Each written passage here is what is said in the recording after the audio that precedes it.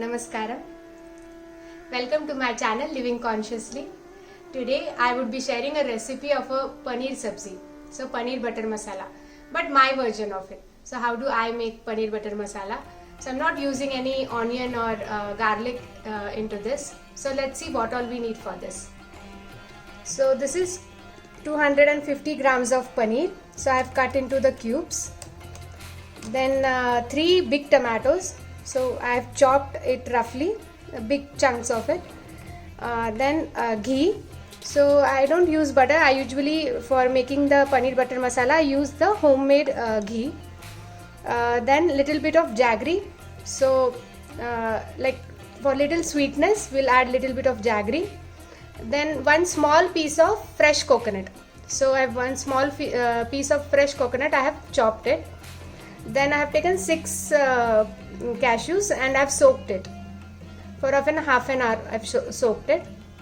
2 elaichis, 1 small piece of cinnamon, and 1 small piece of ginger.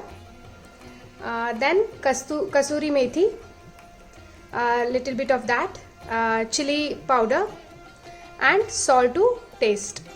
So what we'll do first is I'll take a mixing jar, and in that we will make a the paste of the coconut and kaju. So we'll make a smooth paste of it. So I'm not using any milk in this recipe, so I'll add little bit of water and make a smooth paste of the kaju and fresh coconut. So I've grinded it to the smooth paste, the kaju and the fresh coconut. You can see it has been like 1 cup of it. So it's very smooth paste. We can use like a cream. So instead of using a cream of milk, I'm using the cashew and coconut. So let's start now. So what we'll take is, I've taken a pan big enough. In that we'll add little bit of ghee first. So to get like an restaurant style gravy to it, what we'll do is first we'll just little bit fry the tomatoes. So we'll add to that, and the small piece of ginger. So we'll just saute it for some time till the skin of the tomatoes are out. Now you can see that the skin of the tomatoes has been separated and it's like a mushy. So it's done. We'll add 2 elaichis and dalchini also to this, and we'll close the stove. Now we'll let it cool down completely, and then we will grind it into the mixer to the smooth paste. So don't use any water for it. Just add this mixture and make a smooth paste out of it. Using any water, I've grinded it to the smooth paste. Now let's get started with our sabzi. So in the same pan, we'll add ghee. So we'll add 2 big spoons of ghee, and what we'll do is, to this we will take a strainer and add the gravy. Okay, and just strain this so that the skin and anything which is there, because the smooth texture we want like a restaurant. So we'll strain this.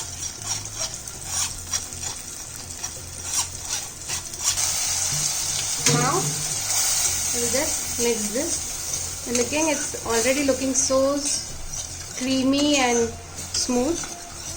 So we'll let it cook for like 2-3 minutes till the oils get separated from the gravy. So it's been 2 minutes. You can see the oil has started to separate. Now to this what we'll do is we'll add all the masalas. So let's like half a tablespoon of jaggery, then like 1 tablespoon of chili powder, and we'll mix this. We'll saute for half a minute.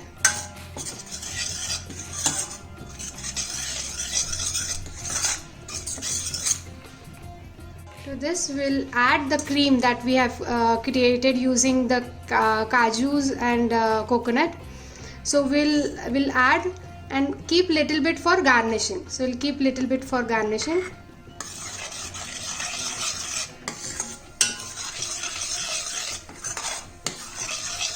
You can see how beautiful color has came now. At this point we'll add the paneer also.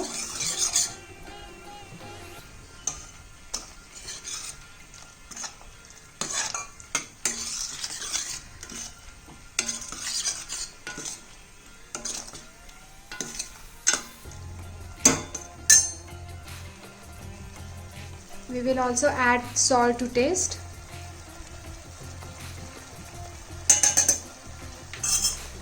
So now I am not adding the water. First I will just cook it for 5 minutes. Then we will add water to this.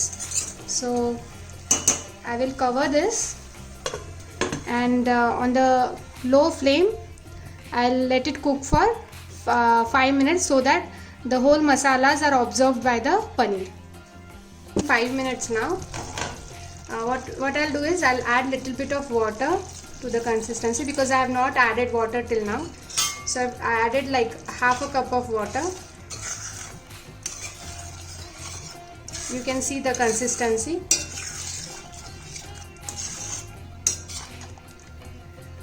I will add little bit more. You can also adjust the salt at this point if you find that you need more salt. I think the gravy consistency is fine. Also what I did is, you can see on this, I have taken a tawa, and on that I have put the kasuri methi. And just roasted it for a minute or like a few seconds, so that I can crush it like this.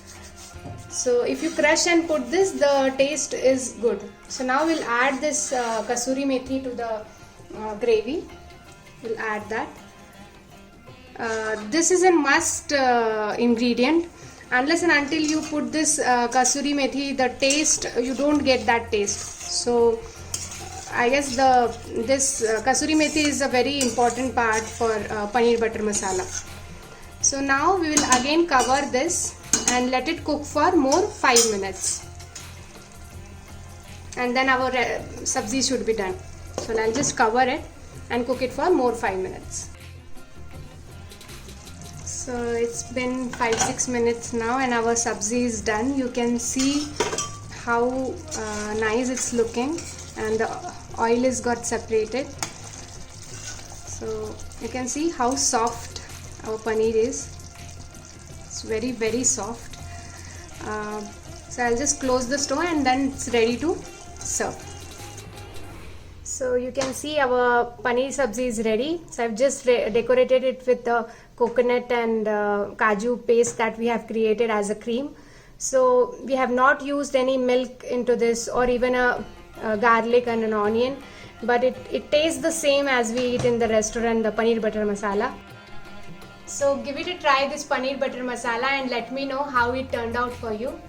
Please like, share, comment and subscribe to my channel. Thanks for watching. Namaskaram.